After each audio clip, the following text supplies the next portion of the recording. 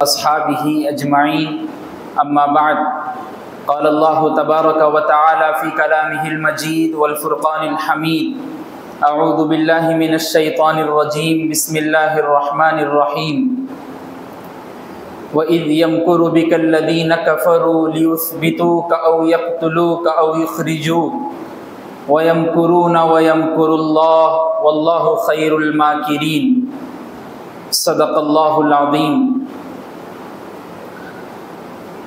معزز سامعین کرام، محترم بزرگوں اور دوستوں، آپ سبھی جانتے ہیں اس بات کو کہ ماہ ربیع الاول کی مناسبت سے سیرت النبی صلی اللہ علیہ وسلم کے عنوان سے بات چل رہی ہے۔ پچھلے جمعہ اور اس سے پہلے جمعے کو محمد رسول اللہ صلی اللہ علیہ وسلم کی ولادت کا مقصد اور مکی زندگی کے چند اہم پہلو کا تذکرہ آپ کے سامنے ہوا تھا۔ آج محمد الرسول اللہ صلی اللہ علیہ وسلم کی زندگی کا اور اسلام کی ایک اور شاخ کا تذکرہ آپ کے سامنے ہوگا، جس کو ہم اور آپ ہجرت کے نام سے جانتے ہیں۔ محمد الرسول اللہ صلی اللہ علیہ وسلم دنیا انسانیت میں عظیم انقلاب برپا کرنے کے لیے مبعوث ہوئے تھے، اور آپ اس بات کو جانتے ہیں کہ محمد الرسول اللہ صلی اللہ علیہ وسلم نے جو شریعت، جو دین اس دنیا میں مسلمانوں کو دیا اور لوگوں نے اس کو تسلیم کیا، وہ دین پائے تکمیل کو پہنچ چکا، جس کے متعلق اللہ رب العزت والجلال نے قرآن مجید میں بیان کیا، اليوم اکملت لکم دینکم واتممت علیکم نعمتی ورضیت لکم الاسلام دینا۔ اے محمد صلی اللہ علیہ وسلم، ہم نے آپ کے اوپر دین کو مکمل کر دیا، اب کوئی نئی شریعت، نیا دین، نئے نبی، نیا پیغمبر، نیا رسول، نیا نبی دنیا میں پیدا اور مبعوث نہیں ہو سکتا۔ اب جو کچھ بھی کرنا ہے وہ ان تمام لوگوں کو کرنا ہے جنہوں نے ایمان اور اسلام کو اپنے دل اور جان سے قبول کیا۔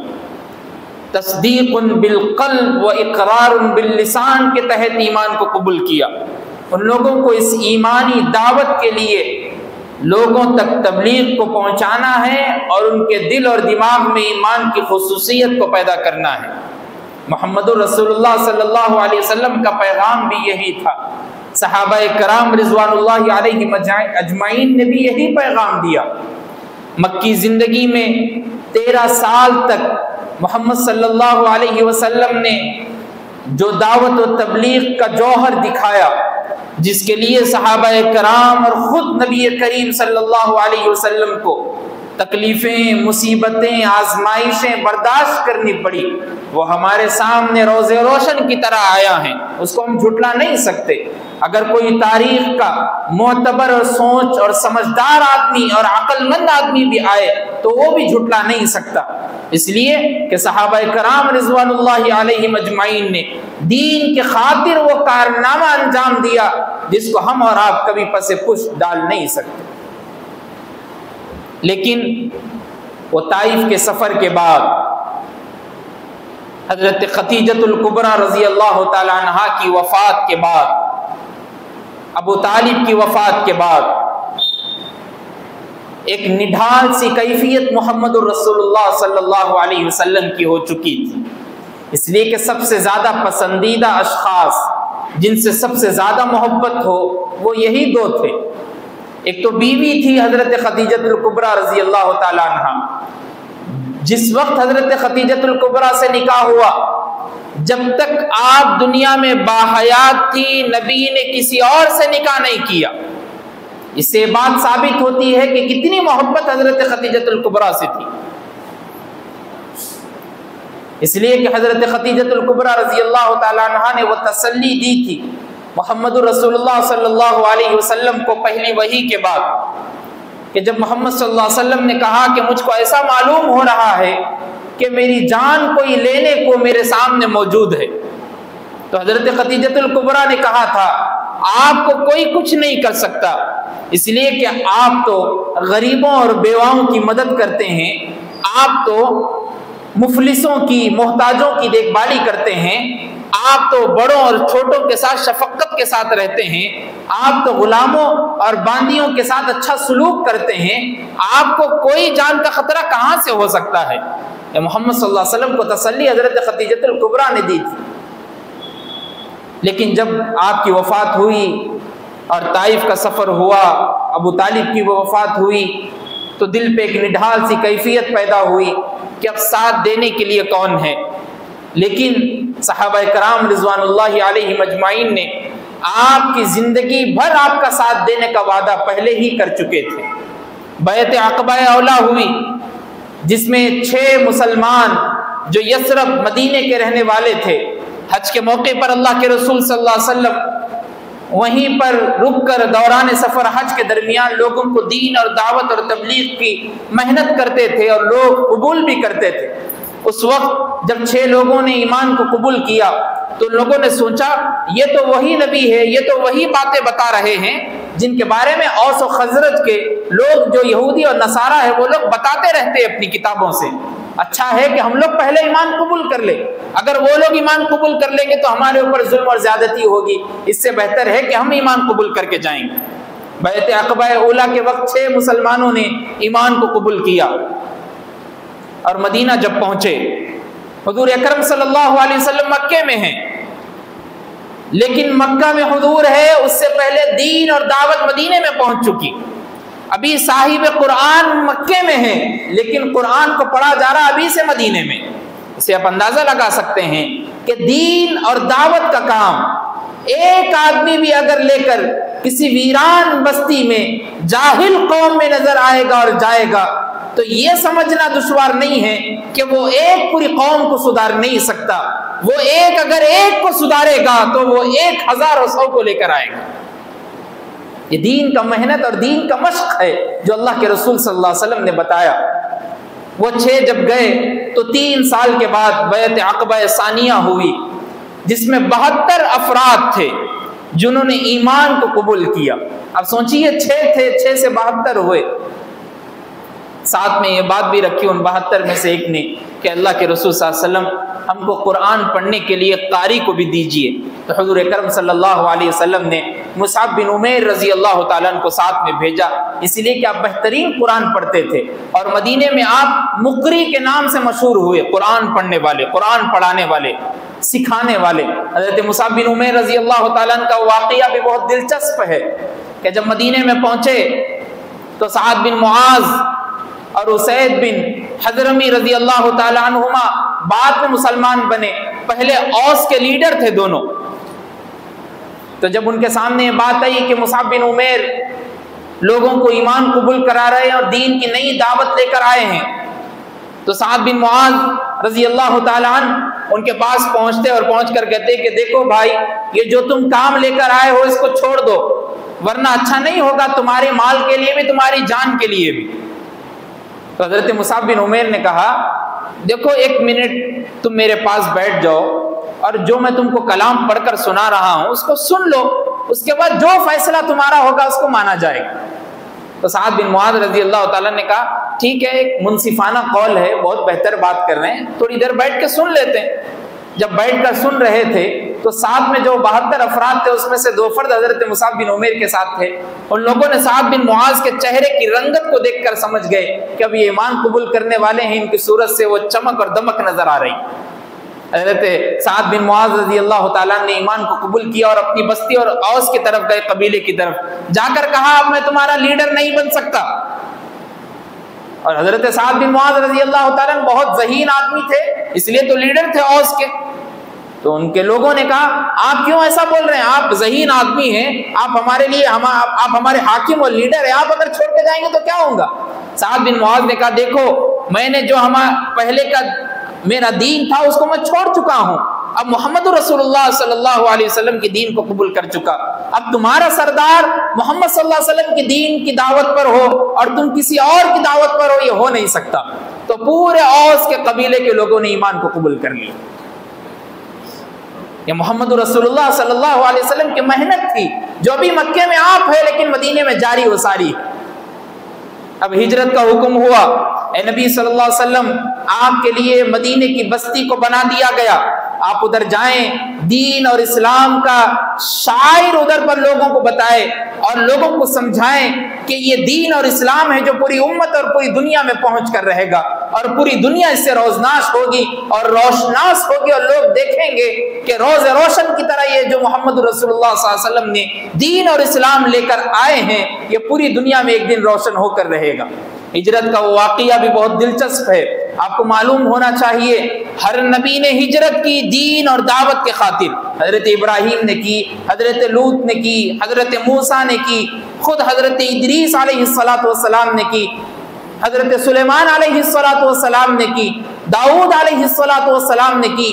دین کے خاطر ہجرت، دعوت کے خاطر ہجرت ہر نبی نے کی، لیکن محمد رسول اللہ صلی اللہ علیہ وسلم کی ہجرت کا واقعہ بھی بڑا نرالا ہے۔ جب حکم ہوا ہجرت کا، صحابہ سے کہا گیا کہ آپ سب ہجرت کر سکتے ہیں، اجازت مل گئی۔ سب سے پہلے ہجرت کرنے والے حضرت ابو سلمہ رضی اللہ تعالی عنہ، ان کی بیوی ام سلمہ رضی اللہ تعالی عنہ، جو بعد میں شوہر کے وفات کے بعد محمد رسول اللہ صلی اللہ علیہ وسلم کی بیوی بنی اور امہات المومنین میں داخل ہوئی۔ ایک ہمشیرہ بچہ تھا بھی دودھ پیتا ہوا، ساتھ میں تیار ہوئے ہجرت کے لیے۔ مکے کے لوگ جو بھی ہجرت کے لیے جاتا تھا اس کو پکڑتے تھے، ستاتے تھے، ظلم کرتے تھے۔ ابو سلمہ کے پاس آئے، آ کر کہا دیکھو ام سلمہ مکے کی ہے، تم کہیں اور کے رہنے والے ہو، ہم نے تم کو پناہ دی تھی، یہ بچہ بھی یہیں کا ہے، جانا ہے تو ان دونوں کو چھوڑ دو اور خود اکیلے نکل جاؤ۔ ہجرت کے خاطر حضرت ابو سلمہ رضی اللہ تعالیٰ نے دونوں کو چھوڑا اور ہجرت کرنے کے لیے نکل گئے مدینے کی طرف۔ حضرت صہیب رومی رضی اللہ تعالیٰ بہت بڑے تیر انداز تھے، جب ان کو روکا گیا تو انہوں نے کہا تم کو معلوم ہے میرا تیر کا نشان کبھی چونکتا نہیں، میرے جسم پر جتنے تیر اب لگے ہوئے ہیں کمان میں جب تک یہ تیر ختم نہیں ہوتے تم سے لڑنے کے لیے تیار ہوں، ہے کوئی اگر لڑنے کے لیے تو سامنے آ جائے، اس کے بعد اگر تیر ختم ہو گئے تم پورے کے پورے ایک ساتھ میرے اوپر حملہ بھی کرنے کے لیے آ گئے تو جب تک میرے اندر طاقت ہے میں تم سے لڑتے رہوں گا، لیکن ہجرت کو نہیں چھوڑوں گا، میں ہجرت کر کے رہوں گا۔ ہجرت اس کو نہیں کہتے کہ مال دولت گھر رشتہ دار پڑوسی نیبرز کے لیے نکلے اور کسی ایک ایریے کسی ایک جگہ کو چھوڑ کر دوسری جگہ پہ جائے، ہجرت اس کو نہیں۔ ہجرت کہتے ہیں دین دعوت تبلیغ کے خاطر اپنا سب کچھ جتنا آپ کے پاس مال دولت پراپرٹی جائیداد ہے سب کچھ اس جگہ پہ چھوڑ کر ایک نئی جگہ پر پہنچنا اور وہاں پر دین کا کام کرنا، یہ ہے ہجرت۔ تو حضرت صہیب رومی رضی اللہ تعالیٰ نے جب یہ بات کہی تو لوگوں نے ڈر کر چھوڑ دیا۔ حضرت عمر رضی اللہ تعالیٰ کا ہجرت کرنا بھی بڑا نرالا تھا۔ حضرت عمر کھڑے ہوئے مجمع میں کفار کے، کہا دیکھو آج دوپہر کو میں ہجرت کرنے کے لیے نکل رہا ہوں، کسی کے پاس لڑنے کی طاقت ہے تو فلاں جنگل کی طرف آ جانا، میں جھاڑ کے پیچھے بیٹھا نظر آؤں گا، لڑ لینا، بعد میں پھر کام ہوگا آگے کا۔ کسی میں طاقت ہی نہیں کہ حضرت عمر کی طرف آئے اور لڑنے کے لیے، وہ بھی انتظار کیے کوئی آئے نہیں، پھر ہجرت کے لیے نکلے۔ لیکن محمد رسول اللہ صلی اللہ علیہ وسلم ابھی نہیں مکے میں موجود ہیں، کیونکہ جب تک پروفٹ محمد صلی اللہ علیہ وسلم نکل نہیں سکتے جب تک لا ان آرڈر اللہ رب العزت والجلال کی طرف سے نہیں ملتا۔ پرمیشن اللہ کی طرف سے ملی نبی کو تو نبی اپنے جگہ کو چھوڑ سکتے ہیں، ورنہ نہیں۔ پرمیشن صحابہ کو ملی تھی کہ ہجرت کر سکتے ہیں، نبی کو نہیں۔ ایک مرتبہ دوپہر کے وقت اللہ کے رسول صلی اللہ علیہ وسلم آ رہے ہیں، اما جان حضرت عائشہ ابو بکر صدیق رضی اللہ تعالیٰ عنہ پریشان ہو گئے، اس لیے کہ عرب کا دستور ہے کہ وہ لوگ دوپہر میں آرام کرتے، قیلولہ، کبھی دوپہر میں کام وغیرہ زیادہ نہیں کرتے۔ تو اللہ کے رسول صلی اللہ علیہ وسلم کو دیکھ کے پریشان ہو گئے کہ دوپہر میں آ رہے آپ، قیلولہ کا ٹائم ہے۔ جب آئے گھر میں تو کہا جو گھر میں وہ لوگ باہر چلے جائیں، ابو بکر صدیق سے کہا۔ ابو بکر صدیق رضی اللہ تعالیٰ نے کہا اللہ کے رسول صلی اللہ علیہ وسلم میں اور عائشہ ہے اور کوئی گھر میں نہیں، اللہ کے رسول صلی اللہ علیہ وسلم نے کہا ہجرت کی پرمیشن اور اجازت آ چکی ہے، اب ہم کو ہجرت کرنا ہے۔ قربان جاؤں، اس وقت حضرت ابوبکر صدیق رضی اللہ تعالیٰ نے کہا اے اللہ کے رسول صلی اللہ علیہ وسلم، میں نے 4 مہینے سے 2 اونٹنیوں کو اچھا کھلا پلا کر مضبوط اور تندرست اور صحت مند اور فربا کر کے رکھا ہے تاکہ جب ہجرت کی پرمیشن اور اجازت ملے تو ہم اس پر بیٹھ کر جائیں۔ اللہ اکبر۔ اس وقت محمد رسول اللہ صلی اللہ علیہ وسلم نے کہا دیکھو میں 1 اونٹ لینے کے لیے تیار ہوں لیکن اس کی قیمت ادا کروں۔ ابوبکر صدیق نے کہا اے اللہ کے رسول صلی اللہ علیہ وسلم، مجھ سے یہ مغائر، آپ کے ایک حکم پر میں نے اپنی چھوٹی بچی کو آپ کے نکاح میں دے دیا، آپ اجازت تو دے، میں اپنا تن من دھن اور جان قربان کرنے کو تیار ہوں، آپ اس کا مال اور ان کی اجرت دینے کو کہہ رہے ہیں۔ اللہ کے رسول صلی اللہ علیہ وسلم نے کہا نہیں، لینا پڑے گا، اس لیے کہ ہجرت کرنا کوئی معمولی کام نہیں تھا۔ اللہ کے رسول صلی اللہ علیہ وسلم خود اپنی جان، اپنا مال اس راستے میں لگانا چاہ رہے تھے۔ صحابہ تو آپ کے اوپر دل کھول کر قربان کرنے کو تیار تھے، لیکن اللہ کے رسول صلی اللہ علیہ وسلم نے حضرت ابوبکر صدیق کو بھی کہا کہ اس کا میں بدلہ اور اجرت دوں گا تم کو۔ اس کے بعد حضرت ابوبکر صدیق رضی اللہ تعالیٰ عنہ سے کہا کہ ہم مکے سے رات میں نکلیں گے، رات کا سفر طے کریں گے۔ اس سے پہلے دارالندوہ میں پنچایت گھر مکے میں تھا، وہاں پر میٹنگ چل رہی ہے، بڑے سرداران مکہ بیٹھے ہوئے، پلاننگ چل رہی ہے کہ اب کیسا خاتمہ ہوگا محمد رسول اللہ کا، کیونکہ یہ لوگ یثرب کی طرف جا رہے ہیں جہاں کھجوروں کے باغات ہے، جہاں پر تاجر لوگ رہتے ہیں، بیوپاری لوگ رہتے ہیں، وہاں پر جائیں گے، یہ لوگ ایمان کی دعوت دیں گے، پھر مکے پہ ہمارے اوپر قبضہ کر دیں گے، پورے لوگ آ جائیں گے ماننے کے لیے، تو پھر کیا ہوگا؟ اس سے بہتر ہے ہم کچھ پلاننگ کر کے کچھ کام کریں گے محمد صلی اللہ علیہ وسلم کا۔ پورے بڑے بڑے سردار اس پنچایت دارالندوہ میں بیٹھ گئے۔ ایک نے کہا کہ کام کریں گے کہ جلا وطن کر دیں گے محمد کو صلی اللہ علیہ وسلم، مکے سے نکال دیں گے باہر۔ تو ابو جہل نے کہا اگر مکے سے نکال دیں گے تو دوسرے ایریا اور دوسرے قبیلے میں جائیں گے، وہاں کے لوگوں کو دین کی دعوت دیں گے، ان کا کلام کوئی معمولی کلام نہیں ہے، کیا کبھی سنا ہے تم نے؟ یہ کام نہیں ہوگا۔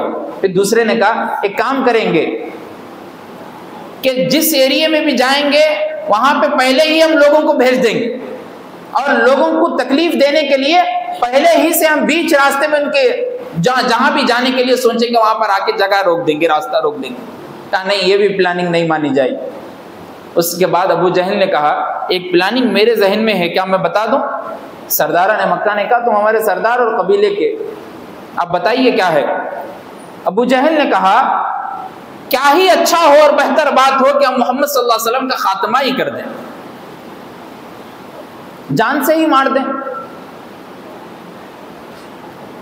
یہی قرآن مجید میں بات کر رہے ہیں اللہ تبارک و تعالیٰ، وَإِذْ يَمْكُرُ بِكَ الَّذِينَ كَفَرُوا لِيُثْبِتُوكَ أَوْ يَقْتُلُوكَ أَوْ يُخْرِجُوكَ۔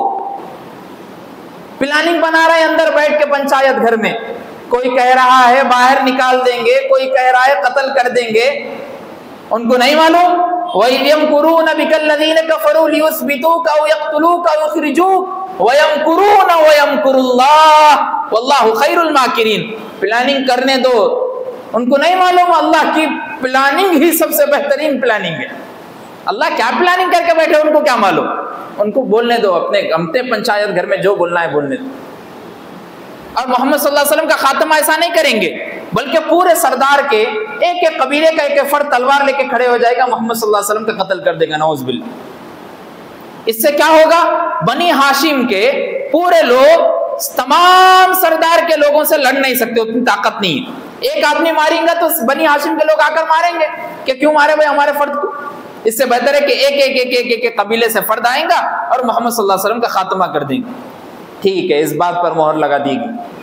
اب اس کے لیے محمد صلی اللہ علیہ وسلم کے گھر کے 4 طرف میں تمام لوگ تلوار لے کر کھڑے ہو گئے۔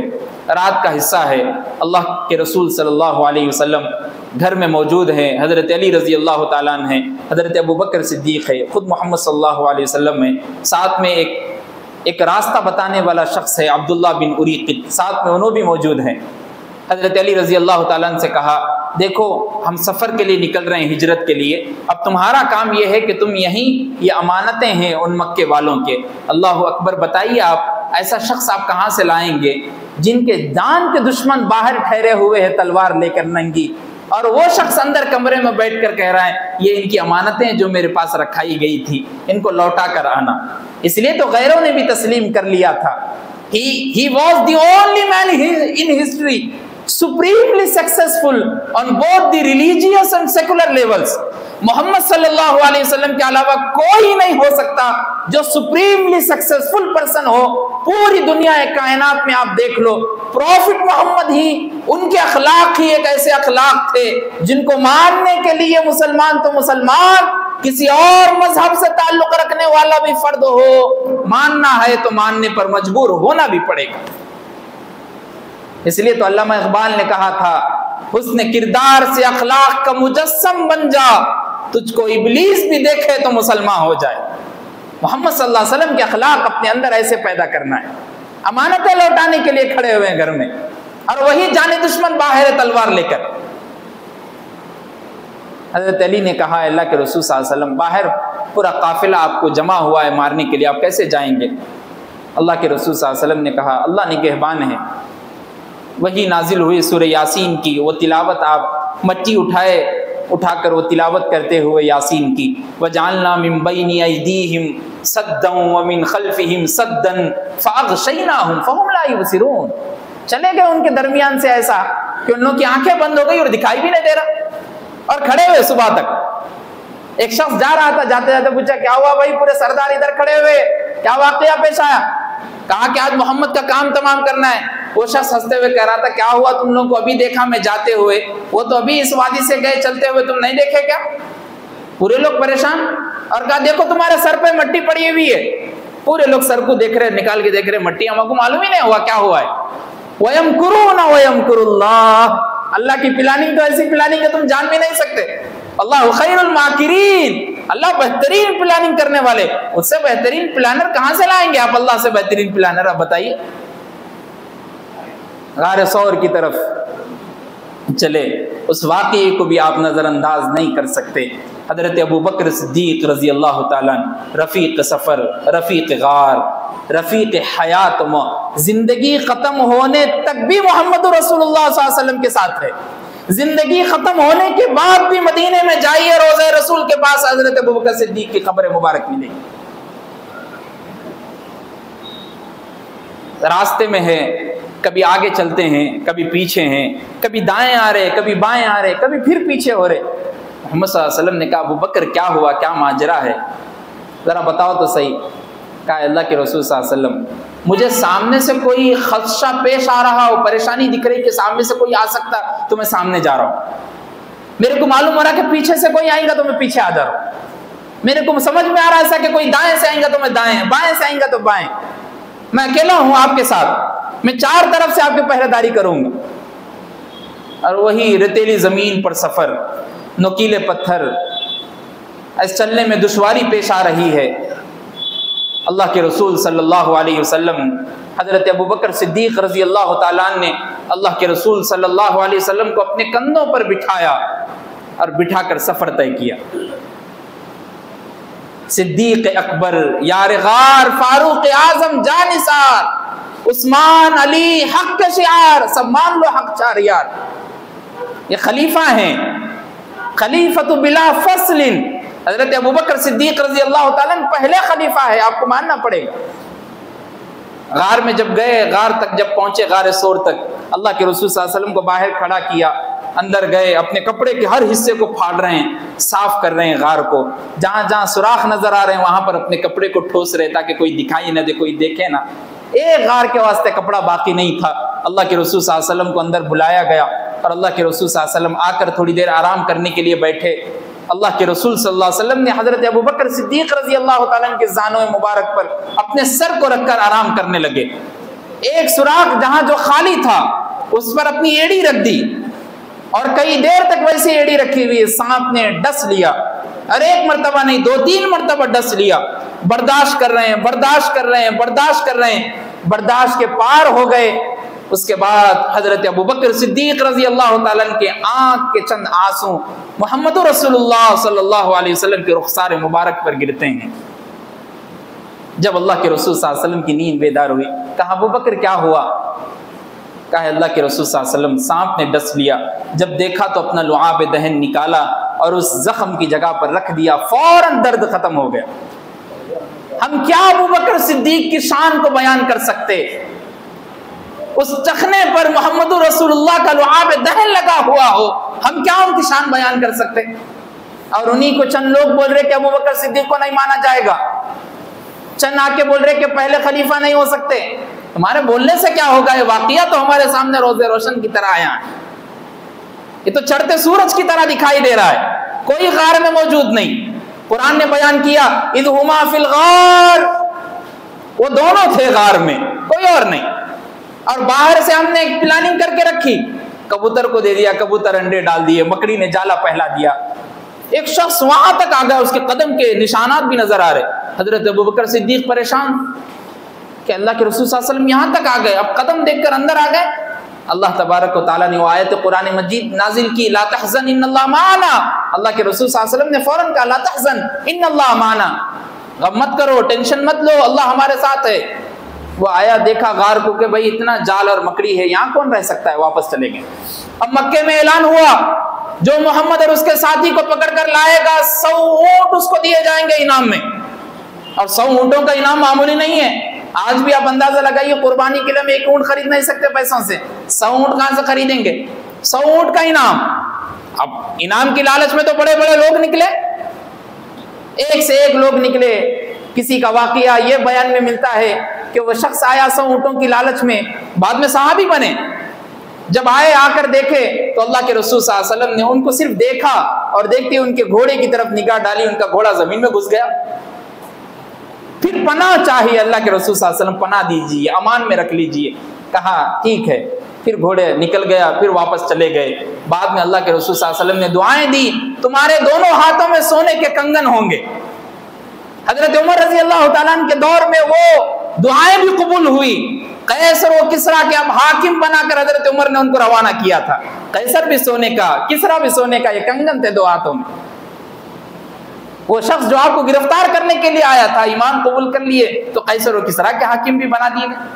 ام معبد کا واقعہ بھی سفر میں ملتا ہے، ہجرت کے وقت بڑی بہادر اور دلیر خاتون تھی، راستے میں گھر میں بیٹھی ہوئی رہتی تھی، جو شخص بھی راستے سے جاتا تھا اس کی مہمان نوازی کرتی تھی، بوڑھی خاتون تھی۔ ایک مرتبہ ایسا ہوا، اللہ کے رسول صلی اللہ علیہ وسلم جا رہے ہیں، خاتون بیٹھی ہوئی، کہا اماں کچھ کھانے پینے کے لیے ملے گا، ہم سفر میں ہیں۔ کہا ایک بکری ہے دیکھو، لیکن دودھ نہیں دے سک رہی، بہت دبلی پتلی لاغر ہے، کچھ ہو نہیں سک رہا۔ اللہ کے رسول صلی اللہ علیہ وسلم نے کہا کیا میں دودھ دوں؟ کہا دیکھو مرضی ہے آپ کی۔ اللہ کے رسول صلی اللہ علیہ وسلم کے دستے مبارک لگنے تھے، پھر تھنوں میں وہ دودھ پیدا ہوا۔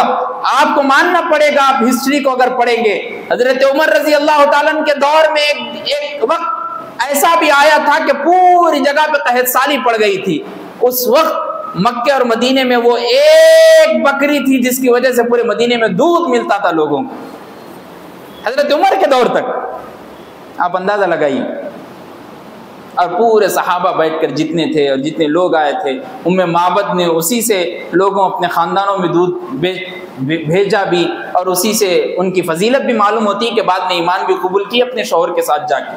اللہ کے رسول صلی اللہ علیہ وسلم سب سے پہلے مسجد قباء کی جو تعمیر ہوئی اس کو ہم انشاءاللہ پھر بیان کریں گے۔ یہ ہجرت کا واقعہ بڑا انمول واقعہ ہے، اس سے سمجھنے کے لیے ہم کو 2 نصیحتیں ملتی ہے۔ سب سے پہلی نصیحت یہی ہے کہ جو چیز بھی کرنا ہے اللہ کی رضامندی کے ساتھ اور خود پہ بھروسہ کرتے ہوئے اللہ پر توکل بھی رہنا۔